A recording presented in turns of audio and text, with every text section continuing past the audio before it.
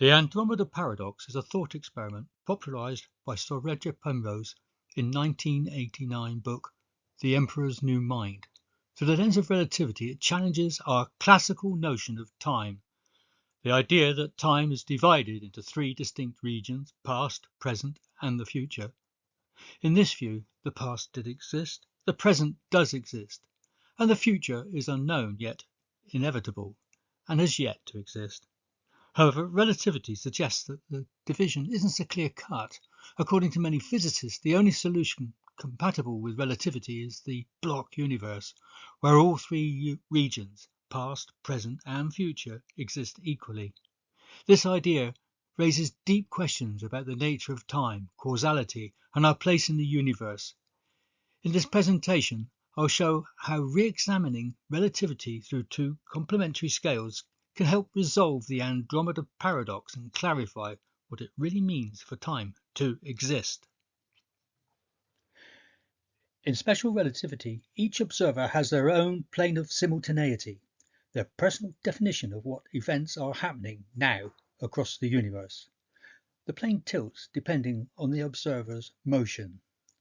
Here's stationary Bob and Alice in a rocket who flies past at 1/3 of the speed of light, which is unimaginably fast.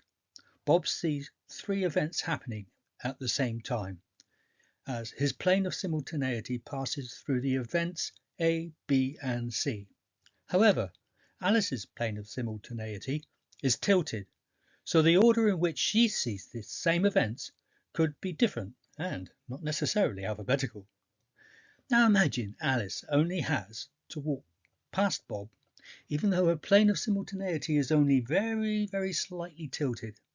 The Andromeda Paradox rises because this effect becomes dramatically exaggerated over the vast distances, like those to the Andromeda Galaxy.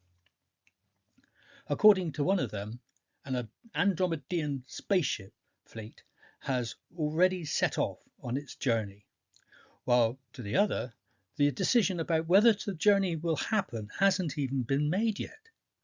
How can there still be uncertainty about the outcome?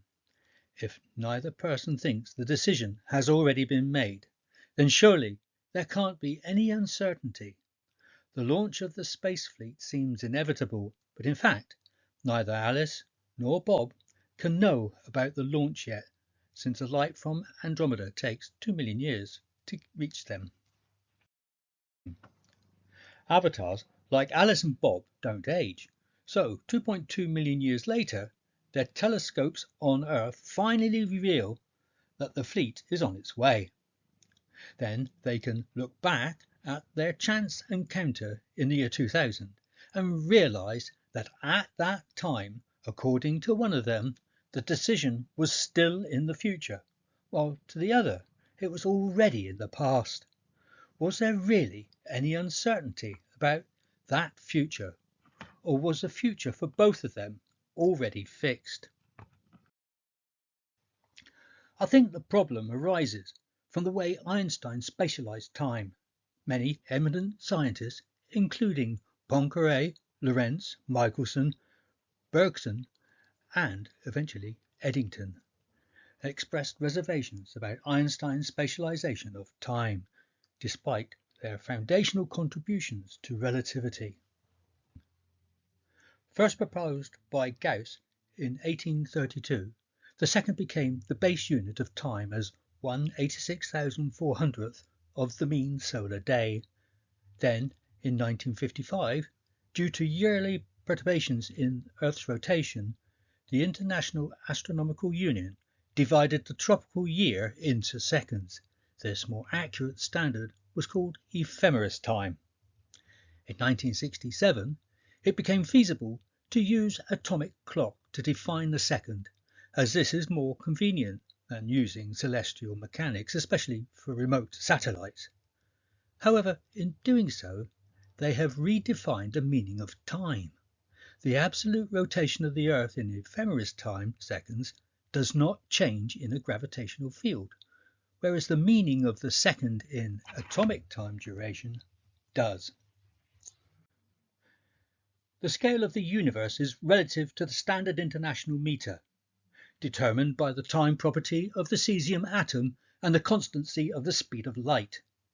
If time changes, then so must the length of our rulers, that is, if the speed of light is to remain constant. A slower clock means a shorter ruler. When this occurs, the speed of light remains the same. However, the quantity speed of light will be slower. This led me to the idea that a cosmic time dilation could be changing the scale of the universe, resolving the horizon problem, and providing an alternative reason for the redshift to distance relationship. This is similar to Robert Dickey's variable speed of light theory. The difference is that the measured speed remains constant, which requires that the constants of nature evolve in a self-similar way. The animation shows how distances increase without the very distant galaxies changing their position. In special relativity, when Alice is travelling fast, time would slow down and she would shrink in the direction of her travel. So her coordinate light speed would also slow down. Time also slows down when descending into a gravity well, making the coordinate speed of light slower at different locations. But if the universe really expanded and contracted every time we moved in and out of a gravity well, that would be absurd. Debating special relativity, Henri Bergson agreed that all observers' measure of the speed of light would be the same, but that it was only due to the reciprocal changes in the units for time and length.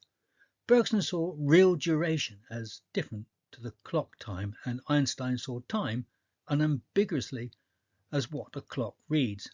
But could the asymmetry have been something else?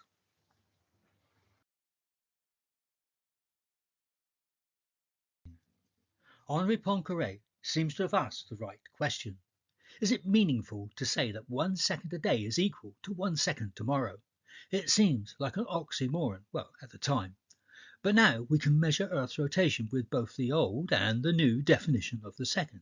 You see, the two are not mutually exclusive. Instead, they reveal two interdependent aspects of time. And this isn't just academic. How we define a second actually shapes our entire understanding of reality. With seconds based on the mean solar day, it did not matter how big we made the clock face.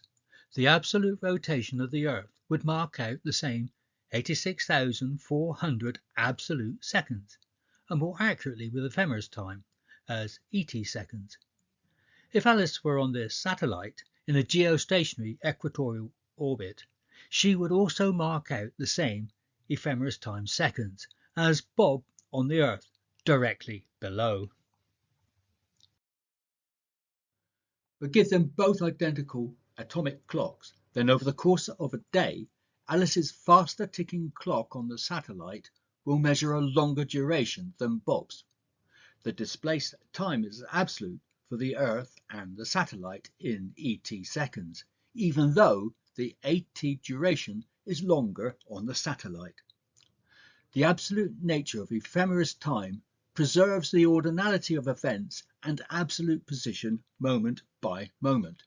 Relative time is the emergent duration, and it is how we define speed. In fact, how fast the Earth spins depends on local time dilation.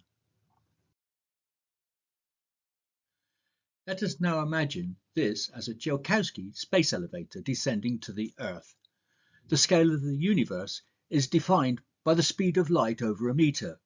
In general relativity, space-time has a hyperbolic curvature, so it would seem to make sense that with less time duration on the Earth, the ruler should shrink when descending the elevator to keep the light speed constant. But the scale of the universe should be universal and not dependent on local gravitational potentials or how fast an object moves. Testing. By defining the second as a fixed number of atomic transitions and the meter as the distance light travels in a set time, we anchor both time and length units to the speed of light. This means that any change in the time unit, such as a shift in the atomic clock's ticking rate, immediately and proportionately alters the length unit, provided the speed of light remains constant.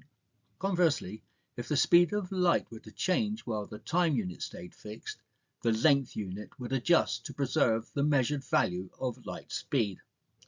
Because these units are interdependent, any variation in one is reflected instantly in the other. This coupling makes the scale of measurement, whether for time or length, an absolute instantaneous rate of change, referenced to the background of ephemeris time. Thus, any scale change is not merely relative or emergent, but is universally synchronized and absolute over ET, regardless of local processes or observer motion. The distinction between ephemeris time as an absolute background time and atomic time as local process-based time is central. The fractal topology spacetime model on which this solution is based claims that all objects, whether moving or stationary, experience a universal scale change in ephemeris time. However, the rate of this change, and thus the apparent expansion of the universe, is influenced by motion and gravitational potential. This allows for a new interpretation of simultaneity. In ephemeris time, all objects are synchronized in their local scale change, even if their local duration in atomic time differ. Whether we are deep in a gravity well or moving fast through space-time, this universal scaling, called conformal transformation, can unify the effects described by both special and general relativity, not just mathematically, but conceptually as well. Movement itself is absolute. The speed of that movement is relative. In standard physics, special and general relativity are unified mathematically, but the conceptual unification, especially regarding time, simultaneity, and the nature of space, is still debated. By splitting time into relative atomic time and absolute ephemeris time components, many paradoxes are resolved, including the Andromeda Paradox. Yes, this animation shows that in ephemeris time, the scale of everything changes together, keeping the universe synchronized at a fundamental level, even as local clocks tick at different rates. When Alice and Bob look back to when Alice walked past in the year 2000, they would agree that was the day the aliens left. Bob may disagree about how long it took Alice to fly past at 1/3 the speed of light, but there were never 3 days worth of atomic time duration asymmetry between stationary Bob and walking Alice.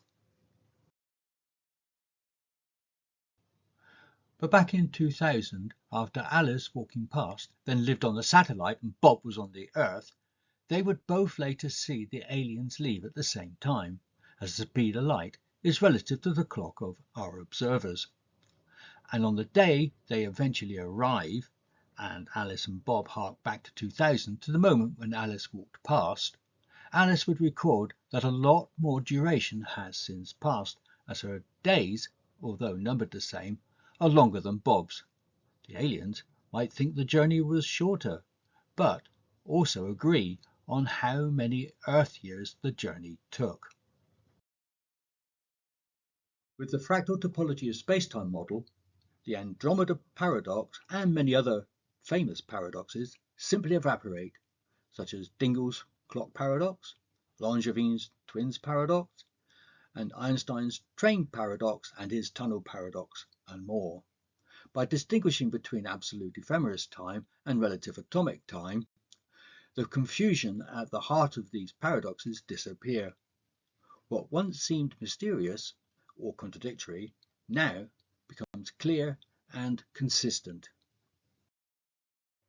As Alice and Bob pass, they both see the same pulsar flashing, acting as universal celestial time.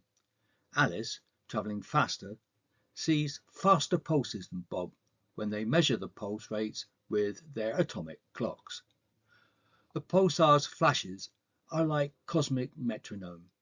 Everyone, everywhere, can see the same flashes regardless of their own motion or local clocks. Their conformal transformation is more intuitive than the traditional idea that each observer sees the other shrinking in the direction of travel.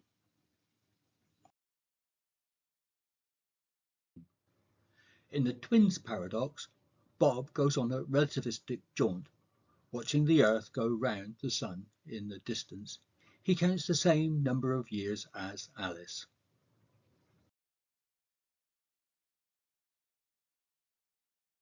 Bob was gone for the same number of days. Alice had a longer staycation.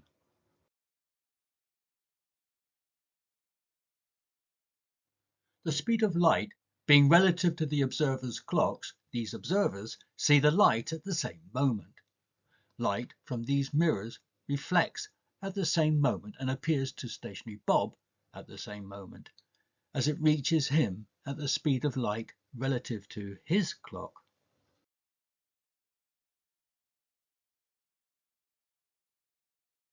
This train is longer than this wall, but according to special relativity, if it were travelling at the relativistic speed, it would contract in the direction of travel so that when it passes the wall at noon, it would momentarily be obscured.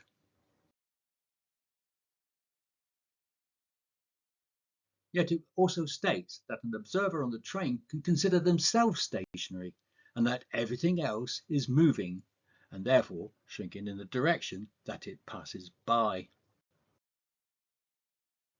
At noon, the train cannot be both longer and shorter than the wall. Everything shrinks in universal ephemeris time, but moment by moment the train takes less atomic time to shrink.